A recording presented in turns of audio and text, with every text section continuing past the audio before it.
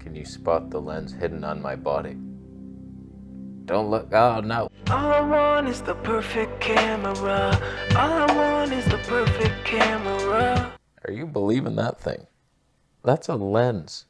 This tiny little thing. Oh, my buddies at Pergear. This is a fisheye 10mm Toneh 8. 8 Toneys. Imagine being in a room with 8 Toneys, you couldn't see anything. So what I'm curious to see is, will it vignette in full frame? It's an APS-C lens, but we're going to try it on the Sony A7S III. If it does vignette, can we get by it with active stab and maybe a little digital zoom? We'll do a little vlog test. That was not English. That's not even close. Don't look at my hair. I definitely didn't cut it. I wouldn't do that on camera.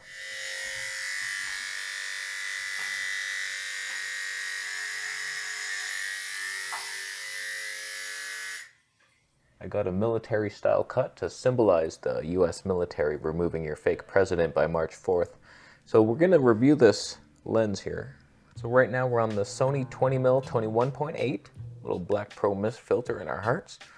It's a wide lens, very wide. What if we double it? It's revealing. Wow, that's a lot of stuff happening right now. That's almost covering a full frame. Wow. Look at that. Am I in focus? Does it focus breathe? So there's a little switch. We're at minimum far. Am I getting out of focus? How close does it go? This is flattering. Wow. And then no longer, there's Toneh. Come on, admit it. So we did have to ISO it up a notch. I was at 100, now we're at 1250. And honestly, Sony, somehow, this is the worst. ISO between like up to 6400, it's like, I think it's worse than Micro Four Thirds. I might prove that. And then like when you go beyond, like in stream, it gets good again. How you doing? Active stab, let's do it.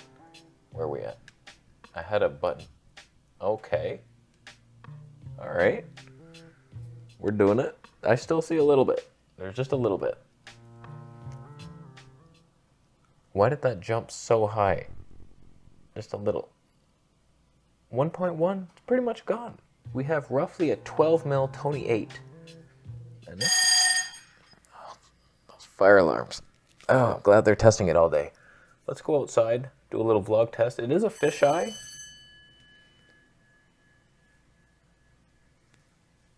So I'll show you outside uncorrected and then we'll correct it.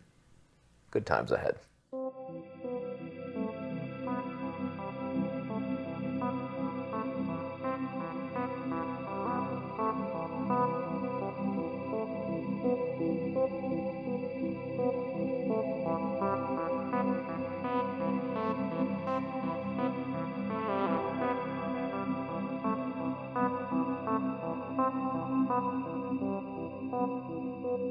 You can't do the digital zoom crop in 240 frames per second.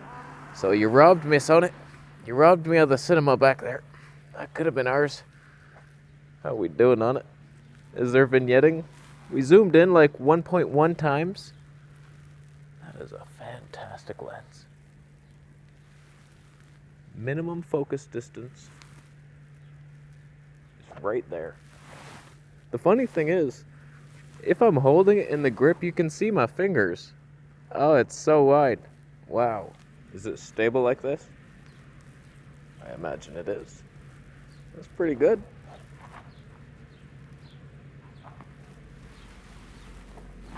I need a thumbnail. So I figure we talk a little Sony lens life while we see what this is doing. Pergear, thank you for sending it to me. It's a weird one. Toneh 8. Not much Toneh, but it's so light, it doesn't even feel like you're holding anything. My arm's burning. That's a lie. But if you brought it in here and took this tripod off, you don't need the tripod. Is it stable? It should be. Let's correct the fisheye.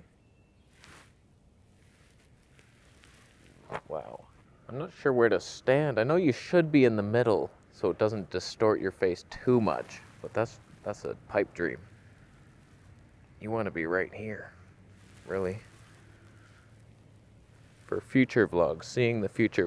Where is he gonna go next? It's definitely this direction. So Pergear definitely has some creative folk amongst their group. 10mm Toneh 8. Never would have thought of it. It's lighter than like the lens cap. I almost died. That could have. Wow. Did you see it coming before it happened? This lens predicts the future. Most of their lenses are kind of weird. They got the weird focus thing. It's like bumpy. I don't like that. Stop doing that, Pergear. 12mm Toneh 2. It's a decent lens. Similar to the Samyang, but slightly heavier. Look how wide that lens is. That's hilarious. So, when it comes to third-party glass for Sony, because I'm always looking for new lenses to try out, I just ordered that Samyang 14mm manual focus, Toneh 2.8. It should be pretty glorious. The problem is, some of these manual focus lenses, they don't communicate with Sony to let them know, okay, this is a 10mm. I put it on 10mm stabe. It should be recognizing it, but I've noticed the Laowa 15mm Toneh 2, it's not very stable. I don't know if it's because it's so heavy, it could just be that, but I feel like it doesn't communicate with the active stabe, whereas like the Tamron does, the Sony 20mm does, so you need some kind of electronic contact. Here's with no active stabe, in my hand, no digital zoom. So we have some of the vignette visible. And just a warning, the lens cap kind of just fits on. You'll drop it. I just did. If you tilt it this way, it's done for. But it's metal. It's not made of glass. So that's a good thing. Nice design plan there. Pergear. This lens is allowing me a 1/250th of a shutter. We're getting close. Not really, but somewhat. If I was to rank all the third-party lens manufacturers for Sony, Tamron makes good stuff. Their autofocus is basically like Sony's. Same with Sigma. They're tied. I've never tested a Sigma lens though for the Sony, so I can't. How am I gonna review it? I will. I'll make it happen. If this Samyang 14mm is good, I would consider getting that Sigma, but somebody bought it on sale, so I gotta wait another 20 years. Sigma makes the sharper glass, but it's heavier. And then Tamron's making like weird focal lengths that aren't all that useful. 17 to 28, it's not the best, but... And then you got like Laowa, manual focus. They're kind of obsessed with going super wide like this. I think Voigtlander is the top of the mountain there. It's all manual focus stuff, but there's something special about the look you get in a Voigtlander lens that you can't replicate. And they're pretty light. That 35 Toneh 1.2, lighter than any lens I have. Lighter than this, proven by Scientology. I think that's it for Toneh. They're the worst of the bunch. They're autofocus, they'll never get it. If this lens is sharp, potentially, it could be a fun vlogging camera for special occasions. I don't think you could do it every single time. People would be like, oh, you're using that damn lens again? But it could be fun. You could take photos with it, I imagine. I don't know why you'd want to do that. I ran out of nuts. I was going to go get epic squirrel B-roll. I'll try to scare a pigeon. Maybe we can do that. But when it comes to lenses I'm curious about, for some reason, we'll talk about that now. Samyang 18mm Toneh 2.8. I'm not that excited just because it's kind of light, but I already have the Tamron at 17mm 2.8. It's heavier. Like, what's the point? It's still 450. I need that knocked down to 250, and I might pounce on it. I was thinking the Sony 35 1.8 until I fell in love with the Voigtlander 1.2. I saw somebody trying to focus with the 35, and it was like jumping. Voidy would never do that. Voidy would let you take control. It's like, you go ahead. You have the last cookie. I don't need it. I'm fat. I'm fat enough for both of us. Voidy, you're fat. The 14mm Toneh 2.8 autofocus version of the manual one I got.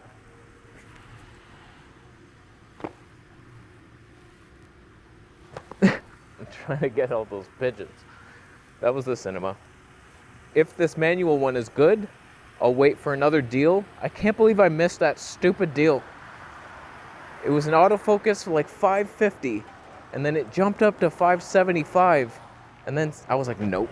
And then someone bought it, and now they're new for $728, and somehow some Canadian companies are selling it for $1,200. So I gotta wait for that thing to fall back down to $550. I saw one on Kijiji for $750. Well, oh God, more than it was new.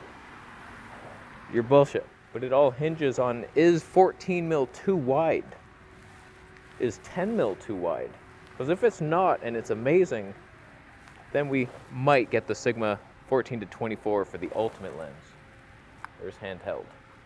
Can you see my thumb in the shot? Oh God, you can. I think I'm gonna take some pictures of pigeons to prove this lens sharpness is unmatched. I walked by a fruit market and decided to juxtaposition the oranges, they're actually mandarins, placed them next to a bag of avocados that was vignetting on my lens. It's a 10mm lens. There's cauliflower off in the distance and a person that's about to get hit by a motorcycle. He's a cyclist. He's angry. They all are. I noticed that Alexander the Great was standing atop a monument, looking down on me, in disappointment, most likely. Little did he realize that by me using a 10mm lens, he would appear tiny to his people. Thankfully, the Greek people are also tiny, and they didn't mind standing by him in defeat, and they all ate some baklava to celebrate losing the war.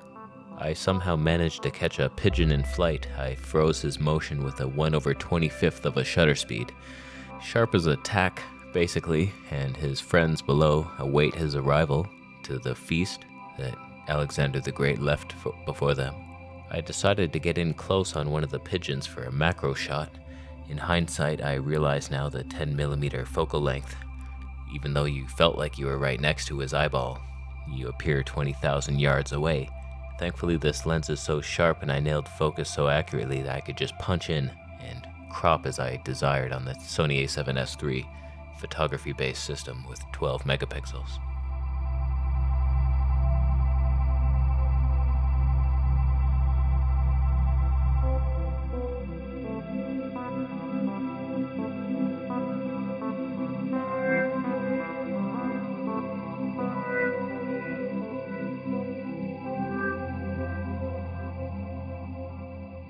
So thus concludes my review.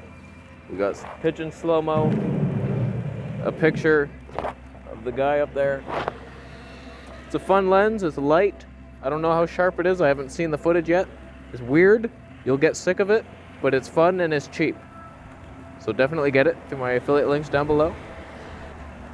And subscribe for more videos on